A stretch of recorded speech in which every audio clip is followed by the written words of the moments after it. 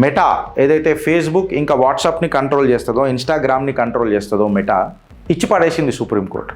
ఒకసారి అందరికీ సుప్రీంకోర్టుకి ఒకసారి జై అని చెప్పి ఖచ్చితంగా చెప్పాలా, న్యాయమూర్తులకు అందరికీ మనం జై చెప్పాలి. బికాస్ వాళ్ళు మన డేటా ప్రైవసీని కాపాడడానికి ప్రయత్నం చేస్తారు.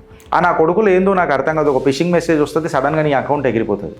నేను కంప్లైంట్ కూడా ఇచ్చిన, వెనకటికి 1,20,000 మంది ఫాలోవర్లు ఉండే నాకు. ఒకటేసారి ఆ అకౌంట్ సస్పెండ్ అయిపోయింది డైరెక్ట్గా. అది ఇప్పుడు ఎవరు వాడుతున్నారు అని అంటే కేరళ గవర్నర్ పేరు మీదకి వెళ్ళిపోయింది అది. ఫేస్బుక్ కూడా మాత్రం నీ అకౌంట్ ఇయ్యడు. అండ్ ఒక స్ట్రాటజీ అనమాట ఇది. ప్రైవసీ అని మాట్లాడుతున్నావు కదా, నువ్వు అది చెప్పినవా? మెటా వాడు ఏమంటాడంటే, నువ్వు ఇష్టం లేకపోతే ఇష్టం వచ్చినట్టు ఎప్పుడన్నా బయటికి వెళ్ళిపోవచ్చు అని చెప్పి చెప్తారు. ఇప్పుడు వాట్సాప్ లేకపోతే మనం కమ్యూనికేట్ చేయగలుగుతున్నామా ఫ్రెండ్స్? వెనకటికి లీవ్ లెటర్ రాయనికే టు ద ప్రిన్సిపల్ ఎక్సెట్రా, ఇవాళ suffering from ill health unable to come to the office ఇవాళ రాసేస్తున్నాం ఒక సింగిల్ లైన్. ఎన్క్రిప్షన్ చేసినంత మాత్రాన డేటా ఎక్స్ప్లాయిటేషన్ కాదా ఫ్రెండ్స్? నేను మిమ్మల్ని అడుగుతున్నా.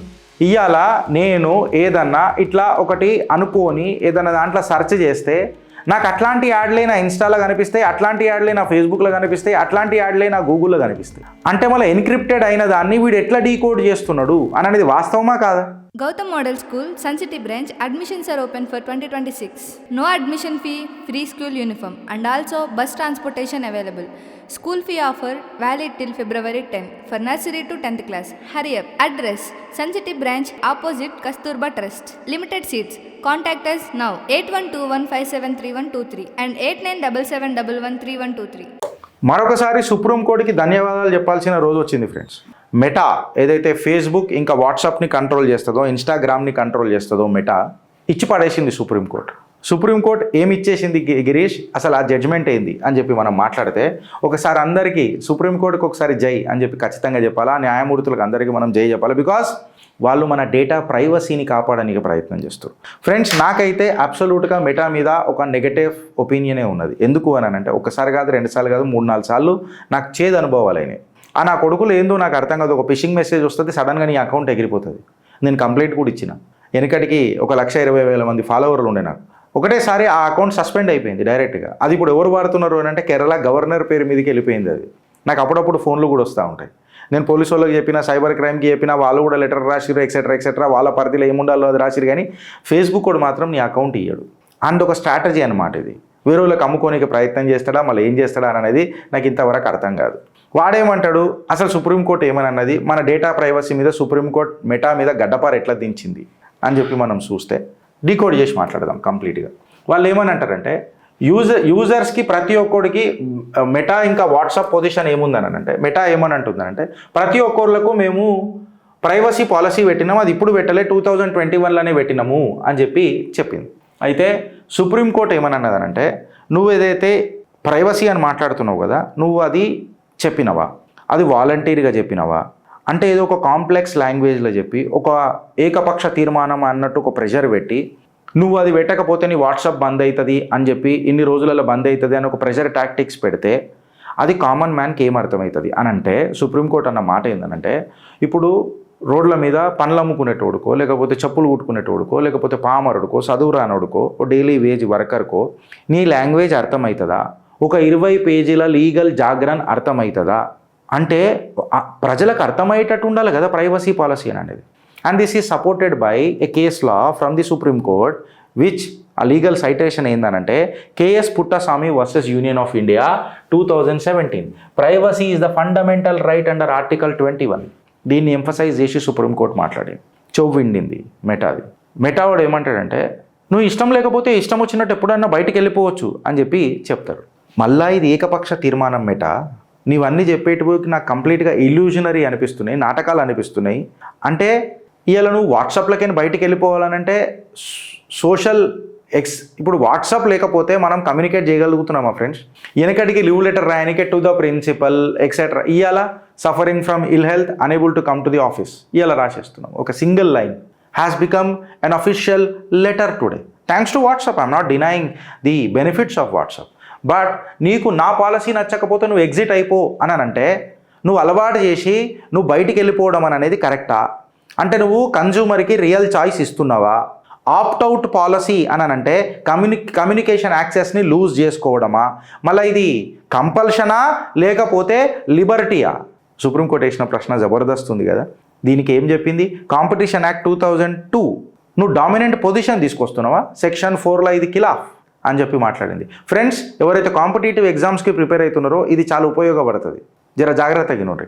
అయితే మేము మెసేజెస్ అన్నిటినీ మీ ప్రైవసీ గట్టిగా మెయింటైన్ చేసినాం brother, end to end encryption పెట్టినాము, మేము అది చదవలేము అని చెప్పి చెప్పిండ్రు. అంటే ఎన్క్రిప్షన్ చేసినంత మాత్రాన డేటా ఎక్స్ప్లాయిటేషన్ కాదా ఫ్రెండ్స్? నేను మిమ్మల్ని అడుగుతున్నా, అసలు మెటా డేటా ఎట్లా తీసుకుంటుంది, దాని బిహేవియరల్ ప్యాటర్న్స్ ఎట్లుంటాయి, అడ్వర్టైజింగ్ అనలిటిక్స్ ఎట్లుంటాయి. ఇవాళ నేను ఏదన్నా ఇట్లా ఒకటి అనుకోని ఏదన్నా దాంట్లో సెర్చ్ చేస్తే నాకు అట్లాంటి యాడ్లే నా ఇన్స్టాలో కనిపిస్తాయి, అట్లాంటి యాడ్లే నా ఫేస్బుక్లో కనిపిస్తాయి, అట్లాంటి యాడ్లే నా గూగుల్లో కనిపిస్తాయి. అంటే మళ్ళీ ఎన్క్రిప్టెడ్ అయిన దాన్ని వీడు ఎట్లా డీకోడ్ చేస్తున్నాడు అని అనేది వాస్తవమా కాదా? దీని మీద చర్చ జరగాలనా వద్దా? అంటే ఈ data trials, contracts, time stamps, behavioural trends కమర్షియల్గా మెటా ఎట్లా లీవరేజ్ చేస్తుంది అని అనేది ఒక సాధారణ వ్యక్తికి భారతదేశంలో ఎట్లా తెలుస్తుంది? మళ్ళీ ఇది information act 2000 reasonable security lapses or practices కిందికి రాదా అని అనేది సుప్రీంకోర్టు వలన అడిగింది. డేటా షేరింగ్ అని అనేది మన సర్వీసెస్ని ఇంప్రూవ్ చేస్తుంది, ఇంకా యాడ్స్ కూడా మనకు ఇంప్రూవ్ చేస్తుంది అని చెప్పి మెటా మాట్లాడుతుంది. అయితే సుప్రీంకోర్టు ఏమని అన్నదనంటే, నీ కమర్షియల్ గెయిన్ కోసము నువ్వు కాన్స్టిట్యూషనల్ గ్యారంటీలను తాకట్టు పెడతావరా బై, నీ కమర్షియల్ గెయిన్ కోసం. అంటే ఇప్పుడు వాట్సాప్లల్లో మనం ఎన్నో షేర్ చేసుకుంటాం, సోషల్ మీడియాలో మనం ఎన్నో షేర్ చేసుకుంటాం, ఎస్పెషల్లీ వాట్సాప్లల్లో. అంటే అందులో పర్సనల్ హెల్త్ ఉంటుంది, చాట్స్ ఉంటాయి, కీలకమైన అంశాలు ఉంటాయి, మన బిహేవియరల్ ప్యాటర్న్స్ ఉంటాయి, క్యూస్ ఉంటాయి. ఇవన్నిటికీ ఎన్క్రిప్టెడ్ లెక్క వాడు చదువుతున్నాడా లేదా అన్నది నాకు ఎట్లా తెలుస్తుంది? మళ్ళీ ఇన్ఫర్మేషన్ ప్రైవసీ ఏ రకంగా ఉంటుంది? When information to the privacy is a fundamental right according to the article 21, right to life and personal Liberty, article 19 of 1 of A which is called as a freedom of expression. మళ్ళీ ఇది విరుద్ధంగా supreme court అడిగింది వాట్సాప్కి. Global ప్రాక్టీసెస్లో డేటాలు అన్ని గిట్లనే ఉంటాయి, మేము అన్ని గట్లనే నడుపుతున్నాం అని చెప్పి వీళ్ళు మాట్లాడతారు. అయితే గ్లోబల్లో నువ్వు ఏదో పీక్ కట్టలు కట్టినావు అని చెప్పి నా భారతదేశంలో నా డొమెస్టిక్ లాను నువ్వు గౌరవించకుండా ప్రపంచం మొత్తంలో నడుస్తుంది, భారత్ కూడా ఒప్పుకోవాలనంటే మనం మీకు ఎట్లా కనిపిస్తున్నాం రా అని చెప్పి చెవ్విండింది.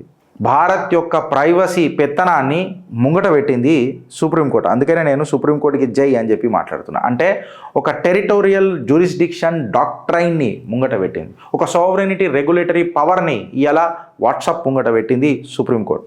పాలసీ అనేది ఇండస్ట్రీ స్టాండర్డ్ కదా అని చెప్పి సుప్రీంకోర్టుకి క్లాస్ వీకనికి ప్రయత్నం చేస్తుంది మన మెటా. అయితే నీ స్టాండర్డ్ ప్రాక్టీస్ అనేది నీ డిఫెన్స్ కాదు, అది ఎప్పుడైతే నా భారతీయుల ఫండమెంటల్ రైట్ని అబ్యూజ్ చేస్తుందో అది కాదు, నువ్వు కాన్స్టిట్యూషనాలిటీకి దగ్గర ఉండాలా. మాస్ అడాప్షన్ ఉన్నంత మాత్రాన అది లీగల్ అయిపోదు. అంటే ఒక బేసిక్ స్ట్రక్చర్ డాక్ట్రైన్ తీసుకొని వచ్చింది ఫ్రెండ్స్ ఇవాళ సుప్రీంకోర్టు. నీ ఫండమెంటల్ హక్కులకు అవి డైల్యూట్ కాకుండా, కమర్షియలైజేషన్ కాకుండా సుప్రీంకోర్టు ఇవాళ ఇవన్నిటినీ కాపాడింది. అంటే సుప్రీంకోర్టు ఇవాళ ఏమేమి చేసింది? నీ మోనోపలి ఇంకా నీ ఏకపక్ష తీర్మానాలు ఏవేవైతే ఉంటాయో అవన్నీ చేసింది. అంటే ఉంటే ఉండు, పీక్తే పీకు అని చెప్పింది. డిజిటల్ ఇల్లిటరసీ గ్యాప్ ఏదైతే ఉంటే చూడు, అది కామన్ సిటిజన్స్కి కూడా అర్థం కావాలా. కేవలం లాయర్లకైతే అర్థమైతే కాదు నీ పాలసీ అనేది. 20 పేజీలు మొత్తం చదవాలంటే ఎవడికి కుదరదు. అంటే ఫ్యూచర్లో ఈ పెద్ద పెద్ద జాగరణలు పెట్టి మనతో సంతకాలు తీసుకుంటారు చూడు, వాళ్ళకు కూడా కాంపిటీషన్ చెక్ పడుతుంది. ఇప్పుడు ఈ commercial exploitation of behavioural data ఏదైతే ఉంటుందో చూడు, మళ్ళీ దానికి నువ్వు ఎట్లా చేస్తావు? ఆ ఏ డేటానైనా నీకు ఎకనామిక్ వాల్యూయే కదా, మాకు పర్సనల్ ఉండొచ్చు, కాకపోతే నీకు ఎకనామిక్ వాల్యూయే కదా, because you are reading everything. Encrypted ఉంటుంది, బట్ నాకు అట్లాంటి యాడ్లే వస్తాయి, మీకు కూడా జరుగుంటుంది. సైలెంట్ కస్టమర్లకు ఏం మాట్లాడుతున్నావు అంటే అనార్గనైజ్డ్, రూరల్, వీళ్ళకు ఎట్లా ఉన్నావు, నువ్వేదైనా అఫిడవిట్ ఇవ్వగలుగుతావా అని చెప్పి సిగ్నల్ చేసింది. భారత్లో అగర్ డిజిటల్ ప్లాట్ఫామ్లు నడవాలనంటే నువ్వు ఇన్నోవేట్ ఫ్రీగా చేసుకో, కాకపోతే డేటా ప్రైవసీ అనేది మా బిలియన్ సిటిజన్స్కి చాలా చాలా అత్యంత అవసరం అని చెప్పిండ్రు. నువ్వు ప్రైవసీ పేరు మీద కేవలం ఒక దాని పదాలు వస్తులేవు ఇవ్వాలి. కమోఫ్లాజ్ అని అంటాం చూడు, మనము కప్పేసి ముసుగు కప్పేసి కన్సెంట్ తీసుకుంటానంటే కుదరదు అని చెప్పి క్లియర్ కట్గా సుప్రీంకోర్టు ఇవాళ మెసేజ్ ఇచ్చింది ఫ్రెండ్స్. ఇది మీకు ఉపయోగపడుతుందని అనుకుంటున్నా, బికాస్ పర్సనల్ లిబర్టీకి సంబంధించింది కాబట్టి మీ అందరికీ చెప్పిన ఫ్రెండ్స్. దీని మీద మీ అభిప్రాయం జర చెప్పుర్రి. భారత్ మాతాకి జై.